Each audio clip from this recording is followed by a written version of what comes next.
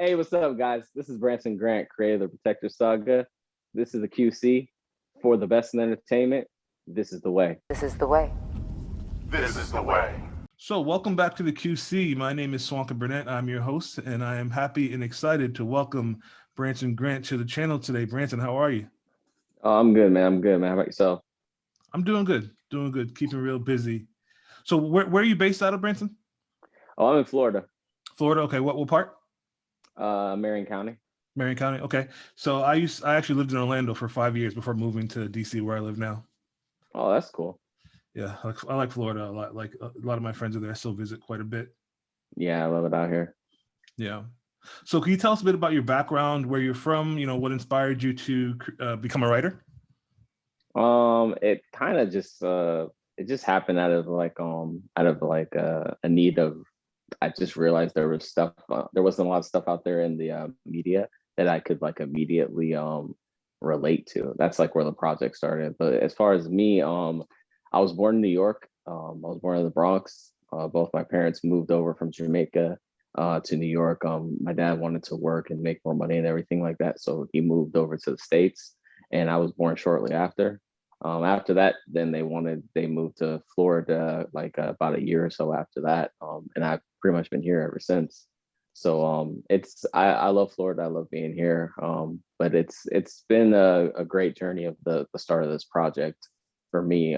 Since like I started the project in like 2008, like really early on, like the early concept of it and everything like that.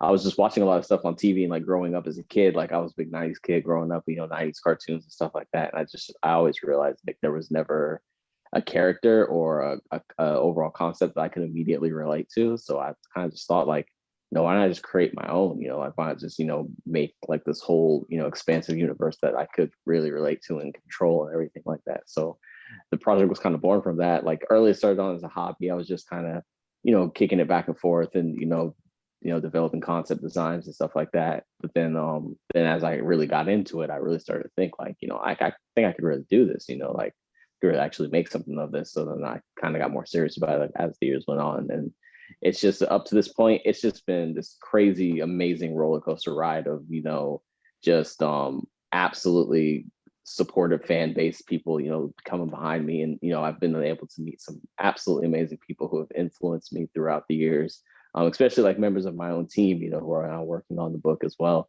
They've just been super supportive and helpful through this whole process. And the fan base is absolutely incredible. I mean, it's been more than I even thought possible, especially like after I first launched it, like, building a social media account. I started like 5 years ago, developing it on there. So like I was initially hesitant because I was just like, who might even want this? Like this might even not even be popular. You run through all these like, self-doubts before you, take a next step on anything and everything like that.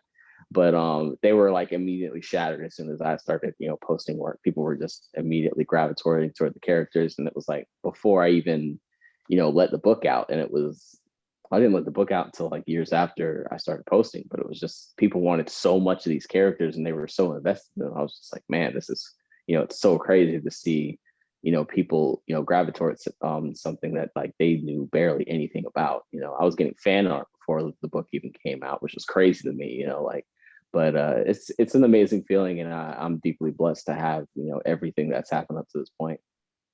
Right on. So yeah, so I mean, I picked up a copy of the book, The Protector. Make sure to our viewers, make sure you pick it up as well. Available on Amazon right now for purchase.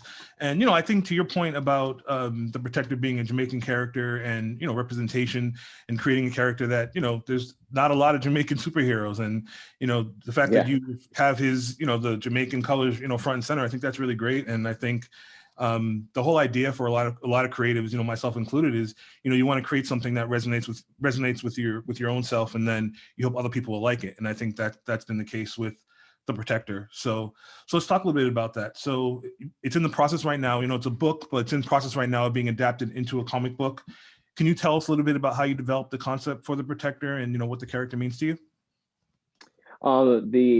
Initially the story was much different. My first draft of it was much different.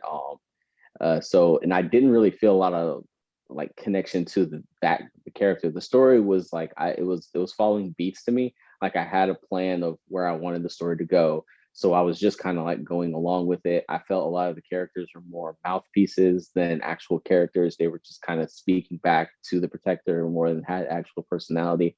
And this was very early on, right when I wrote the initial entire first draft of the entire saga. And then I went to MegaCon Orlando, and then I saw this big flash banner, and it was drawn by Ethan Van Sciver, and who's an absolutely incredible artist. You know, amazing guy. He actually is one of the reasons I even started reading comics again. I started reading Green Lantern Rebirth, which he was working on the original Rebirth. And so I didn't even know he was going to be there. So then when I actually got to ran into him, he was about to close up his booth, and I started talking to him, and then we got going back and forth about the project and everything like that. I showed him some of my work. He really liked it. And then I was, kind of going on as far as the writing aspect of it, talking to him about that. He's just like, the one thing you should always do is, write from what you know. You need to put yourself in the character. Every character should have a voice, and understand that every character is going to be somebody's favorite character outside the main character. So you may be trying to tell the character, the voice of the story through the main character, but that may not be the character everybody else relates to. So understand your expansive universe is going to be important in some aspect from a different voice in the story. So don't make any character just talking to be talking. They should all have their own distinct voice, that when they walk into the room and they say something, the audience is able to be like, yeah, that's something he would say, because that's how he talks. That's how his mannerisms are. That's who he is. So as I was rereading my story, I realized he was right. Like I wasn't doing that with a lot of characters because I was writing from, the main character's point of view, but I wasn't able to write from all the other characters' point of view because they were all so different, and they were even different to my own personal, my own personality. So I started thinking about putting more of myself, more of my own story, taking the character deeper into, who I am, and deeper into who he needs to be, and who he's going to end up being. And when I got that concept, I started thinking like a lot of my characters were started out based on people. So I was like, I should interject these people. I should get their opinions on scenes. I should get their opinions on dialogue, how these characters would talk, to really give these characters a voice and make them more three-dimensional. And the best compliments I get from it is my fans, they hear that, they're like, oh, this is my favorite character because he talks like this, and he acts like this, and I know a guy who acts like this, or I have a friend who acts like this. So the fact that my fan base was able to pick up on that, and without me even saying anything to that, was a big compliment to me. It was really huge that they were able. So his advice really helped me early on in the writing process and everything like that. So that was that was a great part of it for me, is that these characters were, so real, and they represented something in themselves that could carry on to other people, and that they mattered to other people. Like, people were like super fans of Liberty Force, but like I created them literally a month before the book even dropped. Like that whole opening scene that happened was like a month before the book actually came out. And it was because like I watched the video, and it was like, if you're watching a movie and the first 5 minutes of the movie doesn't grab you and keeps you remembering that happened in the movie, and it keeps you going through the slower scenes of the movie, you'll kind of just tune out. You'll kind of just forget about the rest of the movie or major parts of the movie. So I was like, so the classroom scene in the book was actually the first part of the book. And I was just like, there's got to be something that really punches you into the Protector world. There's got to be something that's going to really makes you want to keep going through it. So I was like, the divines in the beginning and stuff like that, they weren't even supposed to appear or even be mentioned until probably almost the end of the saga, like the end, like way like book 10 or something like that. So I was like, but what if I make them in the beginning, and like their involvement is like a catalyst to like everything that's about to follow in this book. And also it sets up like an overall strength arc, because it's like, if these guys are this strong, you have to understand that the Protector is going to have to get so much stronger to end up like facing something at this level of, a threat level.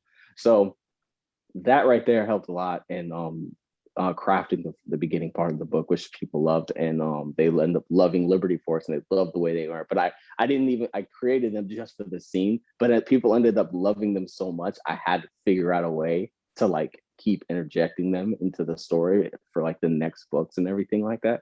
Because I initially planned on like coming out with a solo series for them so that their story could be told. But like that was going to be way down the line. And I was just like, people just kept asking me about Liberty Force and stuff like that. So I was like, I think it forced me to craft a way that I could almost put them in every single book, and it felt natural. So my fan base is a big help on that part because of their support, and they tell me like things that they like, and I try to interject stuff like that. So it really does help with that everything. Right on. Can you give us a peek behind the curtain to the process of adapting the book? So now you're working on adapting it into a comic book. So what's that like, Right. working with artists, and tell us a little bit about that process, if you will. That process is probably like the funnest part for me. I love writing it. Like writing is absolutely amazing. So like I got in contact with this guy. He worked on a comic book over in Africa. Who it's like I think it's called like Kwanzi or something like that. It's a great book. It looks absolutely amazing. He was the editor for it. So me and him had been in contact before before I even started thinking about the whole doing it, because at the time I think I was drawing it at myself. I was working on that, but like it was just becoming too time consuming. And going back and forth between writing and trying to do panels and stuff like that, it was taking a lot out of me, and I wasn't getting a lot done on either one. So I started talking to him, and we started talking about the format of doing a comic book, and he started telling me how different it is from the writing process, and how you have to make things for the artist to read and everything like that. So it was a whole like thing that he was going into. So I was just like, could I just hire you? Like, would you be interested in these? He's like, yeah, just let me know when you're done. So when the book dropped and I finally got my last edits back, I sent it to him. And initially when I sent it to him, I'm thinking it was going to be like 3 issues, the first book.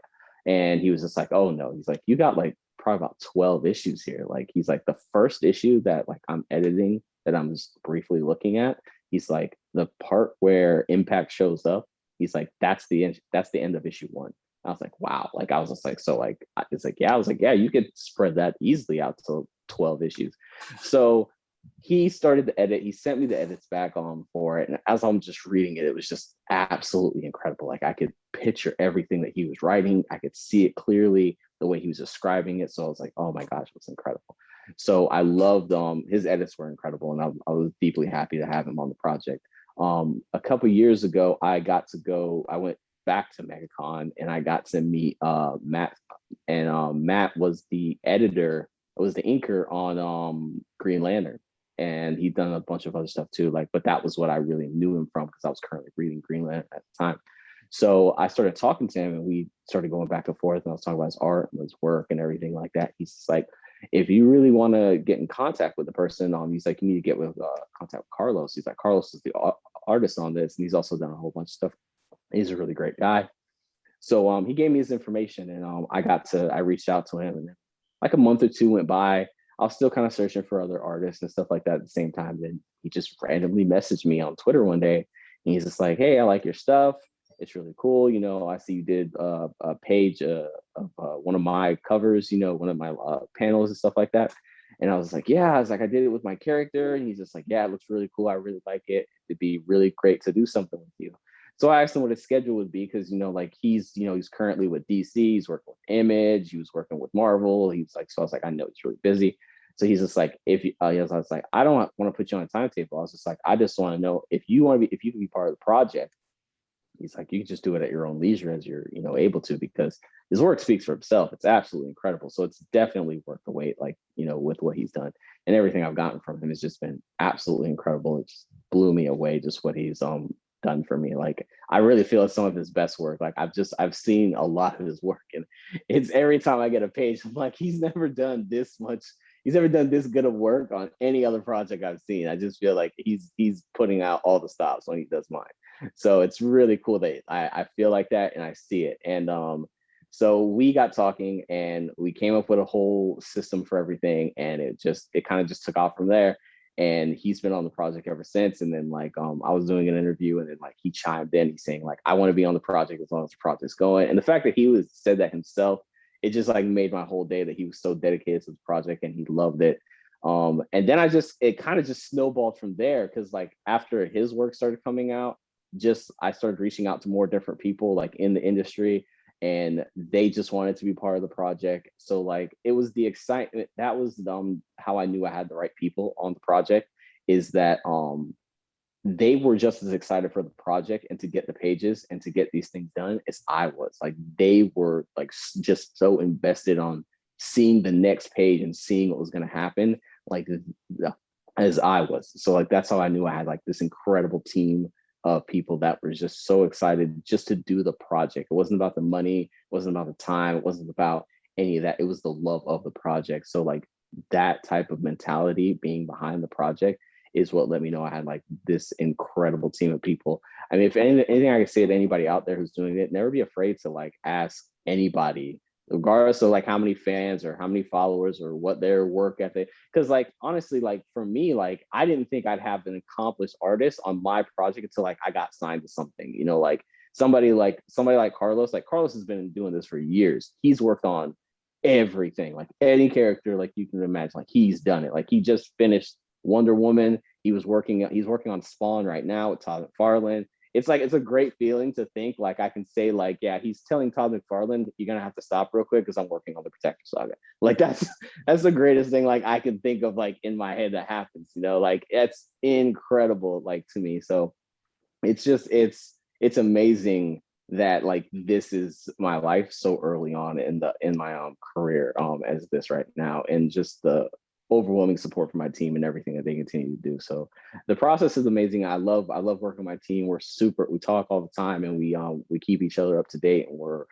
constantly pushing each other forward. So like it's an amazing process, and it's really great to have a team, because when you're doing it all by yourself, it was very taxing when I initially started, because when I was drawing and writing, I wasn't getting a lot done on either one. I was spending months on projects on drawing, but I wouldn't get any pages written. And I would just get constant messages from people like, yo, when's the book coming out? When's the book coming out? What's going on with this? And you feel bad because you've built this fan base and they love these characters, but they don't know a lot about them. They're not allowed to, because you can't say a lot because you haven't released the book yet.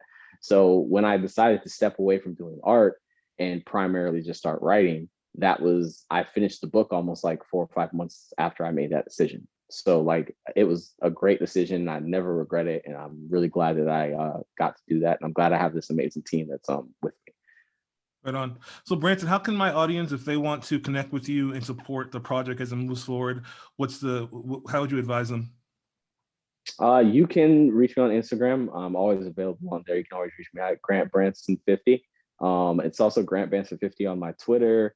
And my Facebook, I'm not super active on, but you can message me on there. It's Branson Grant. But everything is pretty much all my handles are Grant Branson 50. And my book is available on Amazon right now, and it's been up since last February. Book 2 is coming out hopefully this year. I'm just shooting for this year release, and I'm trying to go for yearly releases. I was going to try to do like year on the day that it came out, but like I just had, because of like COVID and everything else and a lot of stuff like that, it kind of got pushed back. But I'm like currently right now I'm 178 pages into book 2. So, and I'm trying to shoot for 300 pages, because I wanted it to be like almost 3 times what the previous book was.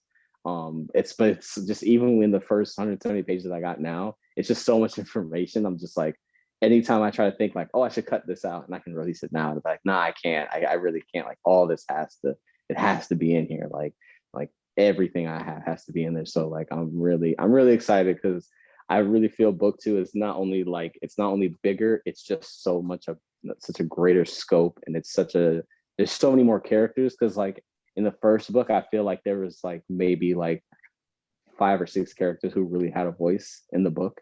But like in this book, there's probably like 30 or so characters, 40 something characters that really like get to shine. And it's really diving into the Protector world. You really get to see how rich this is right now. And since like it's only book 2, like I really can't wait to start writing book 3, and so on and so on. But I mean, the first issue of the comic, I can't wait till it's finished. Like that's going to be my biggest excitement, when that finally gets done.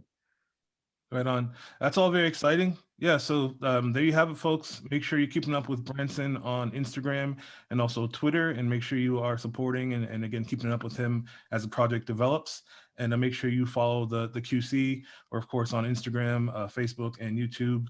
Links to all three can be found at the front of the website.